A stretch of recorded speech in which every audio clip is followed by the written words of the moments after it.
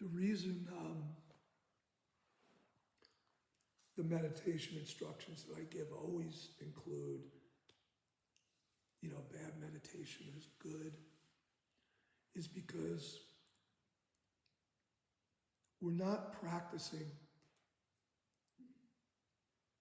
to get good at meditation, and we're not practicing to become good people or better people.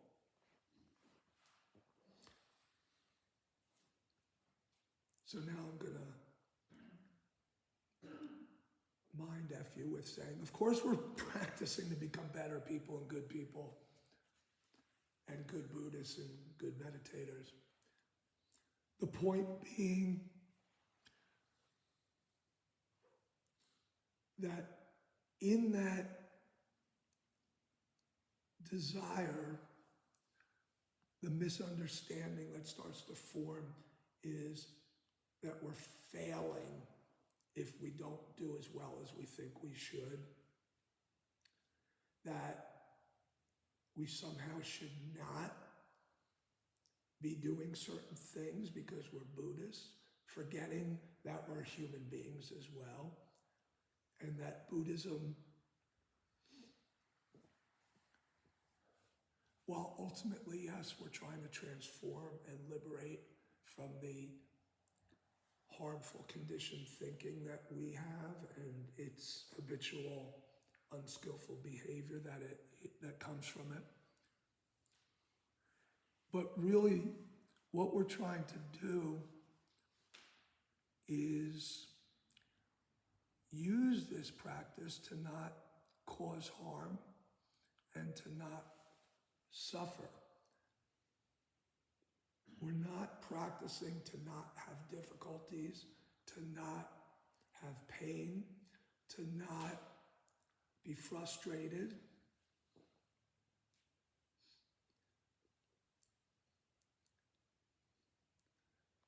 Practice shows us that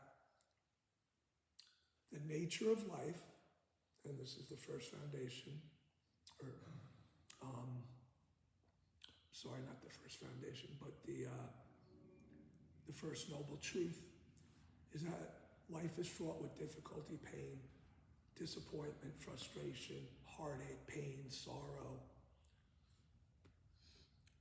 and that there's nothing we can do about that. And that's the first misconception, is people come to practice thinking practice will change life. It will not. It will change our response to those things in life.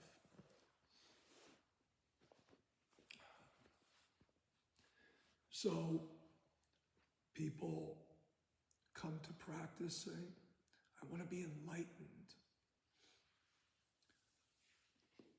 And generally, if you ask them to define that, it usually is defined as something like, well, I'm going to reach this place where nothing bothers me anymore, or everything's going to be blissful, and I'm just going to be chill and letting go, and where it's a permanent, we cross a line into some magical special state where everything's perfect from that point on. And that might not be you, but to varying different degrees, I found it's most people, including myself at one point. And then a good teacher bitch slaps you in the face with the truth, and it's... So I'm going to give you my perspective on enlightenment. You can buy it or not. Enlightenment is not some permanent state that we achieve and never have to worry about things again. The Buddha himself wrote a lot or talked a lot about how after enlightenment he continued to struggle with his own mind and with physical pain and all these things.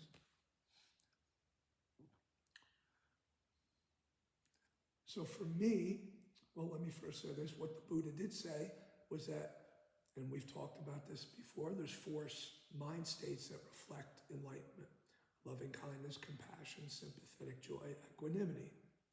These four mind states, when you are having them, reflect an enlightened mind, an enlightened moment. But because they're mind states, they too are temporary and are based on conditions. Buddhism, for me, is a skill set that takes repetitious practice, doing reps, training, drilling, where we can more easily and readily create these mind states and also learn how to sustain them for longer periods of time. But what is the thing that keeps going permanently from practice if it's not some permanent state of bliss or holiness or whatever? What I believe it to be, and this is my belief. When I say I believe something, it's also from years of practice under teachers. You know, anything I say comes from a teacher, comes from my teacher, from our shared learning experience, etc.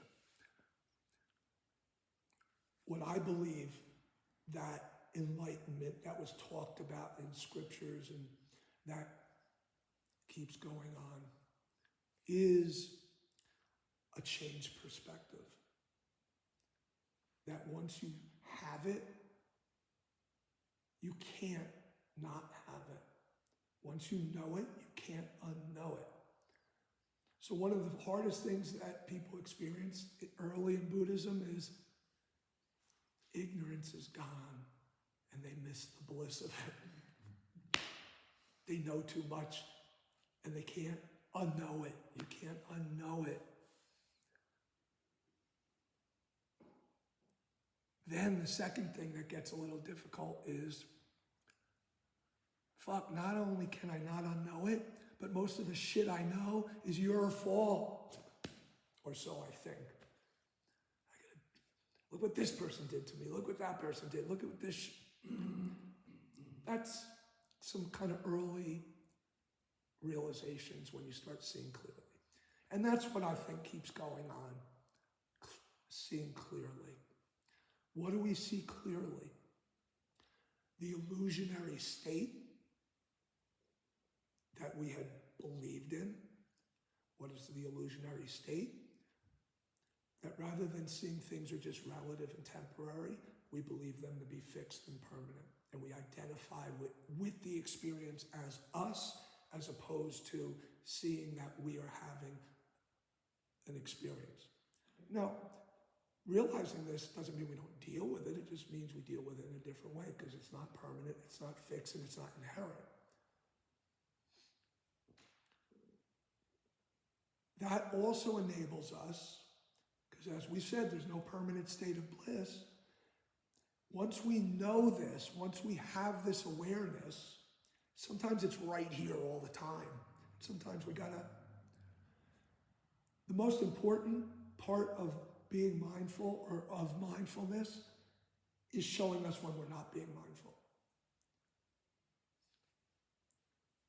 So when we know the illusionary state of life and that it's not that it doesn't exist, it just exists differently than we think. And when we see it exist differently, we respond to it differently. But this understanding and knowing keeps going because it guides us when our humanness is acting up. Meaning that when we're kind of falling back into being triggered and getting attached and acting away.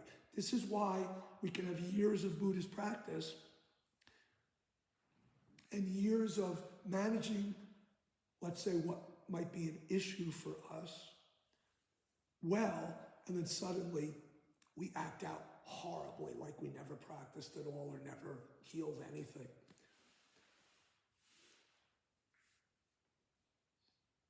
So when I'm being faced with a difficulty that maybe triggers some past harm or trauma, it's the most natural thing in the world to start to get a reaction to it. The permanent thing that practice gives us is that clarity to know it's happening. That's enlightenment for me. I know what's happening, and I'm not going to react to it in the same way I used to. I'm going to respond differently. And that's what starts cultivating the mind states. Well, instead of being angry, I want to be full of loving kindness or compassion. Instead of being resentful, I'm going to be full of sympathetic joy. Instead of being envious and jealous. Instead of being indifferent, I'm going to be balanced and have equanimity.